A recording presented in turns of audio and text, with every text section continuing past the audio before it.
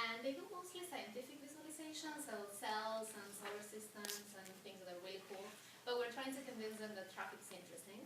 So we're just starting this conversation. It's nothing as cool as what they're used to doing, but for us it's been a very useful collaboration. So I'm going to be presenting also on the visualization of dynamic traffic assignment model results, which overlaps with what my colleague presented earlier. So I'm not going to repeat all this wonderful introduction he gave about dynamic traffic assignment. I'm just going to focus on what we're trying to produce with our research. And I'm going to be doing part of his presentation, and then Carlos here is going to, one of our wonderful undergrad students, is going to be talking a little bit more about the model capabilities and stuff. So the goal of our research and what motivated the work that I'm presenting today is that the Network Modeling Center was born about 2 years ago to work in very close collaboration with the Metropolitan Planning Organization. So our goal, the reason why we exist, is to help them understand the value of advanced models and implement them. And after working with them for a year, we figured out that it's very hard to convince someone of the value of putting more effort into a model if they don't see the difference in the results. And the problem is that when we analyze the results the same way we were analyzing the results from older models, even if the results come from a better theoretical framework, it's hard to convey the value of that. And because sometimes they're not aware of what the capabilities of the models are, they don't know how to ask better or more interesting questions for a better modeling framework. And of course, on top of that, there is the fact that when we present the results to decision makers, it's even harder to convey the meaning of using a more complicated model. And the other reason why we felt the need to develop better visualization tools is that these models have been around for a long time, I would say at least 40 years. But the truth is that in practice, they have only been adopted recently. So I would say in the last 10 years, there has been, or maybe even 5, people are using them more in practice because there's more computational power and they're starting to see the value of that. However, they're far from being perfect. And in order for us to really advance the state of the art and to make them better, we need to see where these models are failing. And in order to see that, we need to see how the results differ from reality. But there are so many assumptions that go into these models that unless we really have a good tool to look at the results, it's very, very hard to tell what the impacts of our assumptions are. So we want to develop a tool that helps researchers to understand and improve the models, and that also helps practitioners to implement them, because we also learn from practitioners. We learn what questions they need to answer, and we learn, because sometimes we just want to visualize things that we believe are cool, but actually they don't really help them. So we still visualize them, but we want to develop something that can be useful for them. And we want to do this, so one of our goals was to do this in an open source framework that was also easy to access through the web. Because for us it's very important to be able to collaborate, to be able to share results, and we believe that there still needs to have a lot of, we need to talk among researchers and practitioners to come across a set of performance metrics that are useful for everyone. I don't think that we have really developed a set of metrics that are meaningful sometimes at the system level, and I think that requires collaboration, and we believe that open source frameworks are useful for that. And of course, we wanted to do something that was also useful to analyze data. Because as Mr. Tan said before, the ultimate result of a DTA model is the vehicle trajectories, which is very similar to real-life data. So it's equivalent as having GPS units in all the vehicles in your system.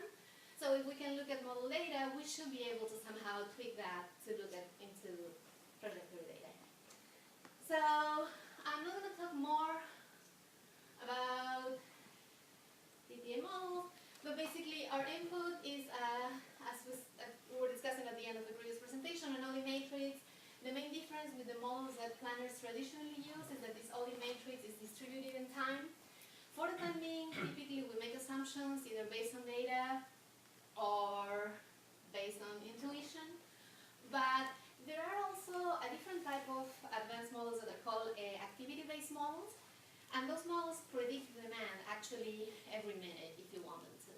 So as more and more agencies adopt activity-based models and they integrate them with DTA models, I think our ability to predict these OD matrices is going to be better. How you calibrate these models is an entirely different question.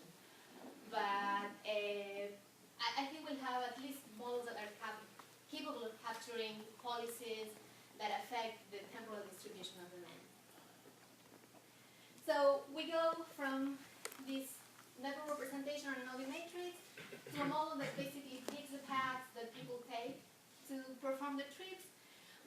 assumption of equilibrium, which means that our models assume that on a day-to-day basis for your recurrent traffic conditions, we are all choosing paths that take the same time, because we're selfish. So if we knew that there is a freeway that takes us there faster, we would be taking it.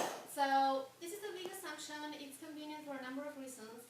It's obviously not reality, but in practice, it leads to models that are fairly reasonable. And now here, the big distinction between static models and dynamic models is that we allow drivers that depart at different times of the day to make different strategic decisions. And this is something that's important to be able to visualize so that we understand if the model is getting this right or not. So, typical performance metrics. For older models, you should just provide aggregate volumes for all the links. Obviously, DTA models produce results that are much richer. And so if we were just to aggregate and compute averages, we would be losing a lot of information. And on top of that, sometimes just looking at the results from the perspective of what's happening at the link is not very informative for decision makers. Sometimes we have cases where we have a project and we look at what happens at links and nothing much changes across scenarios. We look at corridors and nothing much changes across scenarios. But then you look at the entire network and you see that the accessibility to downtown has changed by a lot. So sometimes it's important to know where to look.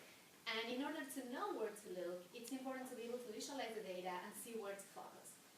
So our goal was we do want to be able to visualize the basic model results. We do want to be able to visualize traffic volumes and see how it changes. And that's pretty much where we are right now. But we also want to be able to develop better tools that gives us a more general perspective of how the network is doing. So the challenges that we find in doing this is that these models produce a large set of data, and we need to convert it into something that we can understand, either whether it's plots or charts. And for doing that, we typically need to do some processing, and there's GIS involved because we want to eventually show these things in a map. And the other challenge is that because of the large amount of data that these models produce, it's not the case that we can run the model, compute all the possible results in the world, and present them to the decision makers. This is something that has to work on demand. So we need to know where to look, and we need the flexibility to compute different things as we go. So for us, to keep this framework interactive was very, very important. So the rare visualization tools, they're typically specific to a particular software that produces DTA results. We try to create something that can eventually fit all of them, mostly for research purposes, because they will help us understand how models are different. Even when we agree 100%, so we don't use Dynasty, we use a different software that's called Vista. Conceptually, we all agree 100% on what the model should be doing. When we implement the model, the results don't come the same. So I think having a common platform to look at the results is going to be very, very helpful to understand the differences between models. And I'll pass this to Carlos, who's going to talk about more about the framework. Right. So when designing a framework for this visualization tool, several things had to be kept in mind. Access to the data, inspired by what new softwares are doing now, working in the cloud. It was very important for us to have a cross-platform access to this. What's more cross-platform than a web browser? Now, this web browser has to have the ability to compute the data, and that seems to be the only limitation at this point, because you have a limited amount of computational power within that browser. So everything is done hidden in your servers and then pushed to the web. Interactive, because there's no one way to determine how a network has changed. It's a system, and like most systems, you need different checks to understand what's going on. So it does show the spatial and temporal aggregation. User-friendly, because there are technical users and there are non-technical users, and both have to understand both what's going on and how to work it. And again, a map-based visualization, chart-based visualizations, both for dynamic and static information. And really, the most important thing is to show to decision makers and ourselves what is going on, because you can tell somebody that the numbers have changed, but showing somebody means a lot more. Right, so our technology stack is Django, which is a web platform. You'll see a lot of new things such as Instagram or Pinterest being built, huge scale web applications. Open layers and OpenStreetMaps, a lot of us are familiar with this. It's a great platform for visualizing on a map. And high charts, very popular in the business side of things for visualizing stock trends. It helps a lot for quick visualization of static data. An overview, again, all the computational stuff happens with your database and your backend scripts, while Django is the workhorse running back and forth between your browser and your database, pushing it to your different visualization libraries, which then gets to your browser. Right, so as I mentioned earlier, web interface for many users. Here you'll see in the blue background what is a simple graph. So these will be generated simple inputs, network name, what you want to visualize, and it'll pop it up for you. The formatting is done. Formatting can be tedious, right? So with the correct inputs, all in the back. And you also see an example of the map, which can be customized not only for research purposes, but for presentational purposes. The better you can explain something, whether it be with colors or widths, the better understanding you have. Right, so the capabilities.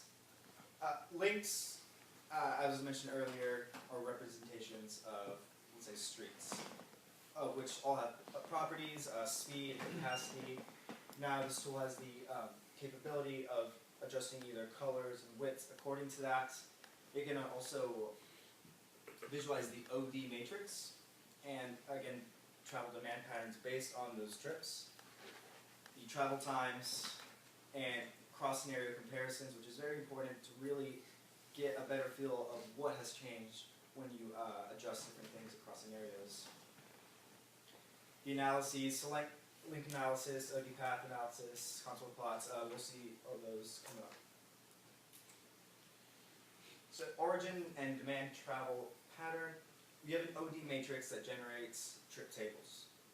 Now when visualizing your network, you'll see congestion in areas, but oftentimes you want to know where it is coming from, where they're going, and this is very helpful for error checking as well.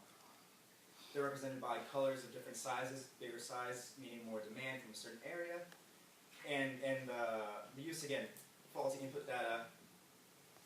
You can see an OD matrix, but really when all you see is numbers, there's no true understanding of what's going on. When it comes to congestion, maybe it's not a network level problem. You have two specific areas. It's good for identifying that kind of thing. And regions improve by connectivity. Again, for things that aren't network-wide and you need to identify problem response.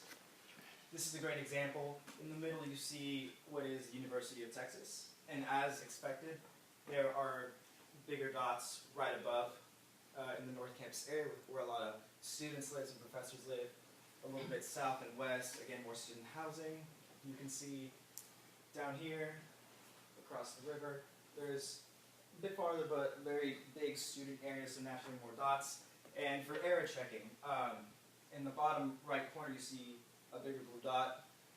Could be faulty input data, could be, it's a favorite hangout spot of professors or so.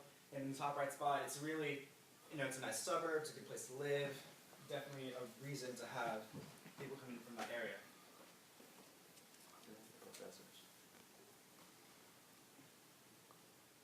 Okay. And again, DTA modeling, it's dynamic, things change over time. And here you see that the demand of different of the OD matrix changes over time. I think it stopped. No, it starts by just trying to select it. Oh, okay. And then this can be adjusted depending on how often you want to visualize, whether 15-minute intervals or 30, whatever your preference is. Order travel time. The way this works is sending a probe card down a select path. By this you can gauge the time you take